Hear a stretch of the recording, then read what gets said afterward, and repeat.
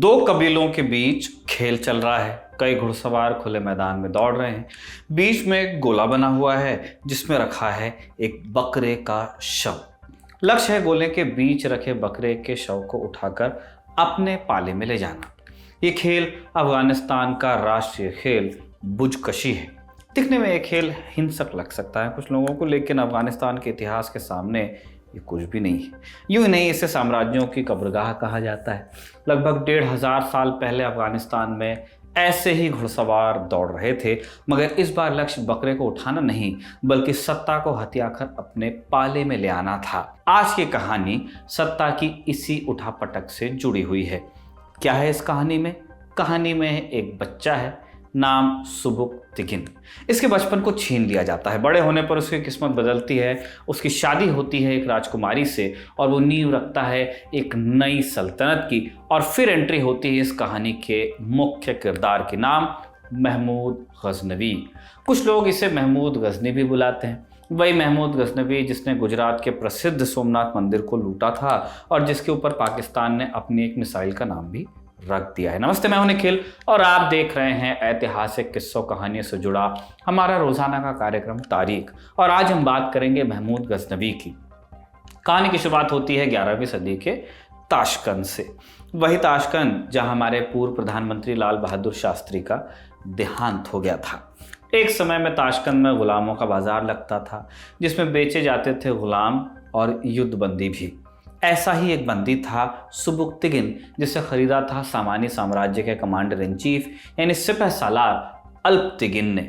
सामानी साम्राज्य उस दौर का एक काफ़ी बड़ा राज्य था। ये मुख्यतः Persia, central Asia, Khorasan, Kazakhstan, Uzbekistan, Tajikistan, Turkmenistan आदि देशों में फैला हुआ था। यानी कि मॉडर्न जो आपके सेंट्रल एशियन रिपब्लिक्स हैं और वहाँ से लेके ईरान तक के एक जनरल एरिया बन रहा है। सामानी साम्राज्य का राजा न बनाए जाने पर अल्पतिगिन ने पास के शहर गजनी पर आक्रमण कर उस पर कब्जा किया और अपने गुलाम सुबुक्तिगिन को बना लिया गजनी का सेनापति। अल्पतिगिन की एक बेटी थी। इसकी शादी सुबुक्तिगिन से हुई। अल्पतिगिन की मृत्यु के बाद सुबुक्तिगिन ने गजनी की कमान संभाली और नींव रखी गजनवी राजवंश की। गजनवी राजवंश कहने को एक अलग राज्य था, लेकिन लंबे समय तक वो सामानी राज्य के अधीन ही रहा। इस अधीनता से गजनी को छुटकारा मिला सुबुक्तिगिन की मृत्यु के बाद जाकर, जब गजनी का शासक बना सुबुक्तिगिन का छोटा बेटा Mahmud Ghaznavi. Antiquities of India में इतिहासकार लायनल बर्नेट महमूद गजनवी के राजा बनने की कहानी को बतलाते हैं। साल 977 में गजनी पर एक हमला हुआ। तब गजनी का शासक सुबुक्तिगिन ही था। गजनी के पड़ोस में एक राज्य था जिसे हिंदू शाही कहते थे। हिंदू शाही साम्राज्य काबुल, कंधार और पश्चिमी पंजाब आदि क्षेत्रों में फैला हुआ था और यहाँ के राजा का नाम था राजा जयपाल। गजनी के साथ युद्ध में राजा जयपाल हार गया। उन्होंने सुबुक्तिगिन को ढेर सारी रकम और खजाने का हिस्सा देने का वादा किया, लेकिन जैसे ही सुबुक्तिगिन ने पैसा लेने के लिए अपने आदमी भेजे, जयपाल ने उन्हें कैद किया। जयपाल ने एक बार फिर बड़ी सेना इकट्ठा कर ली और गजनी से दोबारा युद्ध करने की ठानी। इस युद्ध में भी जयपाल की हार हुई। युद्ध के बाद गजनवी साम्राज्य और ताकतवर हुआ। सुबुक्तिगिन ने इस युद्ध के बाद अपने छोटे बेटे यानी महमूद गजनवी को खुरासान का गवर्नर बनाया। साथ ही उसे सैफुद्दौला यानी स्वॉर्ड ऑफ द स्टेट का तमगा भी दिया। हालांकि महमूद इतने से संतुष्ट था नहीं, राजा ही बनना चाहता था, लेकिन यही उसके साथ हो गया धोखा। सुबुक्तिगिन ने महमूद गजनवी के बजाय अपने बड़े बेटे इस्माइल गजनवी को अपना उत्तराधिकारी घोषित कर दिया। सुबुक्तिगिन ने ऐसा क्यों किया ये कहना मुश्किल है, थोड़ा क्लियर नहीं है। कुछ मतों के अनुसार इस्माइल का बड़ा बेटा होना या फिर उसकी माँ का अल्पतिगिन की बेटी होना, इसके पीछे एक बड़ा कारण हो सकता है। कारण जो भी हो, मगर सुबुक्तिगिन का यह निर्णय महमूद गजनवी को फूटी आंख नहीं सुहाया। इसलिए वो अपने भाई के ऊपर आक्रमण करता है। दोनों के बीच भयंकर युद्ध होता है। इतिहास में इसे गजनवी की लड़ाई के नाम से बुलाया जाता है, जिसमें जीत होती है महमूद गजनवी की। और इस तरह अंततः 998 ईस्वी में 27 साल की उम्र में महमूद गजनवी गजनी का सुल्तान बनता है।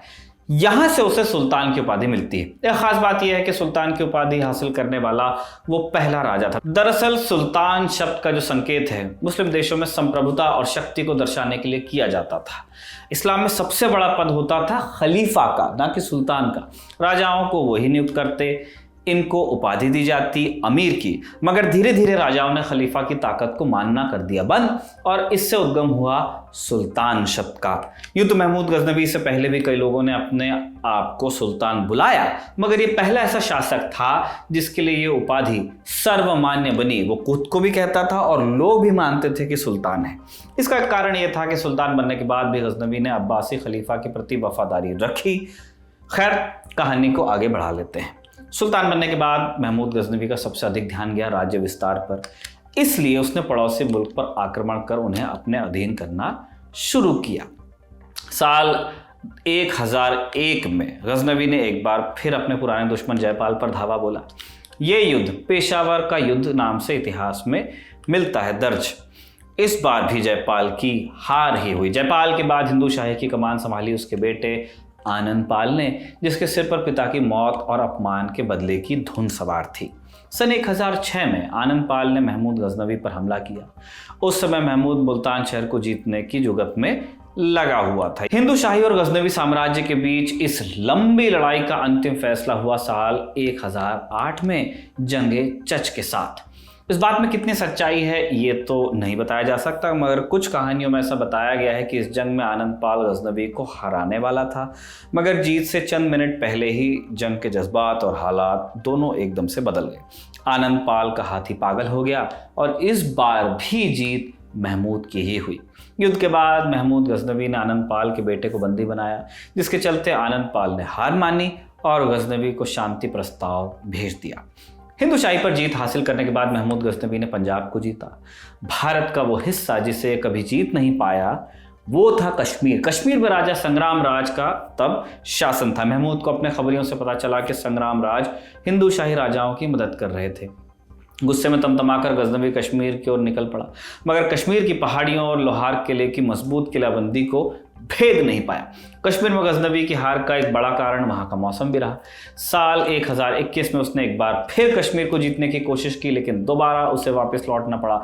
टेरेन और मौसम दोनों बहुत ही इनहॉस्पिटेबल लगे उसकी उस विशाल फौज को। इसके बाद उसने कश्मीर को हमेशा हमेशा के लिए भुला दिया और अपना ध्यान लगाया भारत के बाकी राज्यों की तरफ जो थोड़े इजी लगे उसे। सबसे पहले उसने कन्नौज पर आक्रमण कर जीत हासिल की। नगरकोट, थानेश्वर, कन्नौज और ग्वालियर के राज्यों को जीत वहां के राजाओं को महमूद गजनवी ने अपने अधीन किया। कश्मीर के अलावा एक और राज्य था वैसे जिसे महमूद गजनवी की सेना हरा नहीं पाई थी, और ये राज्य था महोबा में विद्याधर वर्मन का। विद्याधर वर्मन चंदेलों के राजा थे। इनका सामना गजनवी से 2 बार हुआ। पहली बार युद्ध का कुछ नतीजा निकला नहीं। हालांकि कुछ ऐतिहासिक सूत्र मानते हैं कि विद्याधर वर्मन की इस युद्ध में जीत हुई थी। दूसरे युद्ध में क्या हुआ? कहानी कहती है कि जैसे ही गजनवी महोबा की सीमा पर आया, विद्याधर वर्मन ने उसकी सेना पर पागल हाथियों का झुंड छोड़ दिया। मगर गजनवी की सेना उससे डरकर भागी नहीं, बल्कि उनको काबू में किया। दुश्मन सेना की इस बहादुरी से खुश होकर विद्याधर वर्मन ने महमूद गजनवी को तोहफे भिजवाए और ये दुश्मनी बदल गई संधि में। इस कहानी में या इस दंत कथा में कितनी सच्चाई है इसका पता लगाना मुश्किल है, लेकिन दूसरे युद्ध के बाद दोनों राज्यों में सुलह हो गई, ये बात पक्की है, डॉक्यूमेंटेड है। गजनवी ने सिर्फ भारतीय राज्यों पर ही जीत हासिल नहीं की, उसके राज्य का विस्तार पश्चिम में ईरान से लेकर समरकंद तक हो गया था। समरकंद पड़ता है उज्बेकिस्तान में। भारत की यमुना नदी तक फैले इस राज्य में पंजाब, सिंध, कश्मीर, राजस्थान, कन्नौज, गुजरात आदि प्रांत भी शामिल हुए। इतिहासकार मानते हैं कि महमूद गजनवी के इतने बड़े राज्य और इतनी सारी जीतों का एक कारण था उसका आत्मविश्वास। वो अपने आप को खुदा के परछाई मानता था और अपनी इच्छा को कानून बना देता था। वो अपने सारे मंत्री को खुद चुनता और उन पर सीधी निगरानी भी रखता। इसके अलावा उसे साहित्य में विशेष दिलचस्पी थी, इतनी कि वो 2 जीते हुए शहरों की पूरी लाइब्रेरी गजनवी उठाकर ले गया। उसके शासन में कई बड़े कवियों को सामने आने का अवसर मिला। इनमें से कुछ शाहनामा लिखने वाले फिरदौसी और तहकीक हिंद लिखने वाले अल-बरूनी जैसे महान साहित्यकार भी हुए। अल-बरूनी अपनी किताब तहकीक हिंद में भारत के बारे में विस्तार से लिखते हैं। हालांकि भारत में गजनवी को सिर्फ मंदिरों पर हमले के लिए ही जाना गया या अब याद किया जाता है। इसका वाजिब कारण भी था। साल 1014 में गजनवी ने थानेश्वर पर सैन्य अभियान चलवाया। थानेश्वर कुरुक्षेत्र में हिंदुओं का एक पूजनीय स्थल है आज भी। इसके अलावा 1018 में गजनवी ने मथुरा पर आक्रमण कर न केवल वहां के राजा को मारा, पूरा का पूरा शहर तबाह किया। इस दौरान उसकी फौज ने मथुरा का मंदिर तोड़ा और मूर्तियों को खंडित भी किया। गजनवी का अंतिम और सबसे कुख्यात आक्रमण था सौराष्ट्र यानी कि मॉडर्न गुजरात के सोमनाथ और सूर्य मंदिर पर। गजनवी ने साल 1025 में सोमनाथ पर हमला बोला। तब वहां चालुक्य वंश के शासक भीमदेव प्रथम का राज था। इस हमले के दौरान गजनवी ने सोमनाथ का प्रसिद्ध मंदिर तोड़कर ध्वस्त कर दिया और मंदिर से तकरीबन लाखों करोड़ों की संपत्ति अपने साथ ले गया। उसका हिसाब नहीं है कि वो आज के ज़माने में या तब भी वो कितना पैसे के बराबर होती है, अकूत संपत्ति लूट कर ले गया। इस लूट के दौरान उसने 50,000 लोगों को मौत के घाट भी उतारा। इसके अतिरिक्त भी इस लूट से बहुत से किस्से और दावे जुड़े हैं, मगर उनकी ऐतिहासिक सत्यता की पुष्टि करना मुश्किल है। जैसे एक मशहूर दावा यह है कि गजनवी ने एक नहीं 17 बार मंदिर को लूटा। ऐसा ही एक दावा यह भी था कि गजनवी मंदिर के दरवाजे तक साथ ले गया था और वो दरवाजे उसके मकबरे पर लगाए गए। मगर इस बात को सच मानकर जब 1842 में उन दरवाज़ों को वापस लाया गया तो ये दावा गलत निकला, क्योंकि वो दरवाजे जिस लकड़ी से बनते हैं वो दरअसल गुजरात में नहीं मिलती, वो अफगानिस्तान में ही पाई जाती है। साथ ही उन दरवाज़ों पर अरबी भाषा में कुछ लिखा भी है।